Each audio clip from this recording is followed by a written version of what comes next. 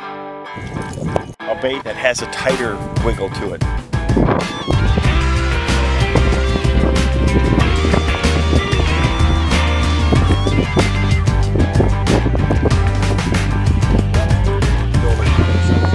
Crawfish Series 5, nice gravel point right here. Perfect scenario. Springtime crankies cover a lot of water that way. All right. The biggest thing with a crankbait is most of the time, or most baits, you're fishing so that they're going to be down on the bottom, so they're hitting the bottom. So the crankbait hitting the bottom is really doing a lot of that erratic jumping around that's going to trigger a lot of bites for you. So for me, it's a matter of, you know, if I'm hitting the bottom, it's figuring out the speed that the fish need that day to be triggered. So I'm gonna vary it, you know, try slow, medium, fast, whatever, and you try to take the conditions into account. You know, I mean, early in the spring when the water's cold, you're probably not going to catch it burning it. You know, you're going to have to slow it down a little bit.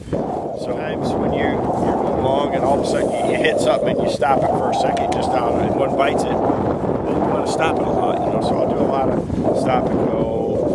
Speed up real quick, slow down, things like that. Just try to vary it up, but you know, keep that bait down on the bottom. Now, if you're fishing, you know, other baits, like say you're throwing a square bill over the top of grass, now that's totally different. You know, then you want to probably hit the grass, rip it free, try different things.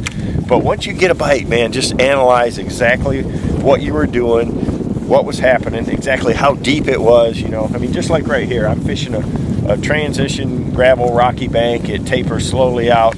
And, you know, when you get a bite here, it's really important to know exactly how deep that you were. You know, I mean, see where the boat's sitting, see what it is in between, because you'll see a pattern, you know, that the fish are, you know, holding an 8 foot, or it's 12 foot, or it's, you know, 4 foot, or whatever it is. And then you can, you know, you can line up and really concentrate on that particular depth zone. So it's all part of the equation, but you know, the retrieve is part of it, but some of it is the action of the bait. You know, some days the fish want a bait that has a tighter wiggle to it. And other days it's something that's got a little wider wobble to it. And, you know, and I experiment a lot with baits that have rattles and some that don't. You know, you really just want to throw something different if you got two guys in the boat until you can, you know, determine a pattern. And one bite doesn't make, you know, all the difference in the world saying that, hey, they're really on this particular color or they like that style or whatever. So experiment a little bit until you really find, you know, a true difference between, you know, different types of lures. You know, sometimes it takes half a day to figure that out, but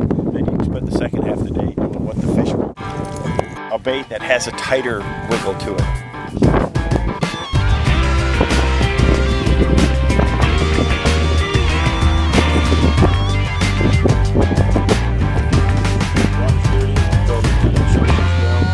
Series 5, nice gravel point right here.